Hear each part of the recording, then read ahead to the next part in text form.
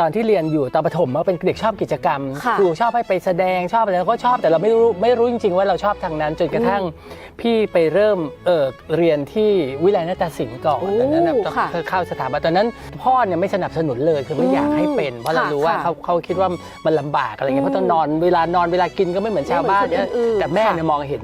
พรสวรรค์ตรงนี้ก็เลยส่งพี่ไปสอบคือคอมเมนเตอร์ที่ดีอ่ะต้องพยายามหาข้อบกพร่องและหาจุดดีของผู้เข้าแข่งให้ได้ในเวลา3 นาที โอ้โห ต้องใช้อย่างนั้นเพราะนั้น เป็นเวลาที่สั้นมาก สั้นมากแต่เราต้องหาให้ได้แล้วเชื่อไหมขอสารภาพและกรรมการเนี่ยไอ้คนที่ได้เนี่ยเราไม่รู้สึกแย่นะแต่เราเห็นหน้าคนที่มัน2 คนเนี่ย แล้วหน้าเขาเนี่ยเปล่งประกายไปด้วยความว่ามันจะมีชื่อเขาอยู่ไง แน่ แล้วเรารู้อยู่แล้วมันไม่ใช่อ่ะอื้อหือแบบ สงสารมากเลยมาโถแบบ ฉันไม่เป็นกรรมการดีกว่า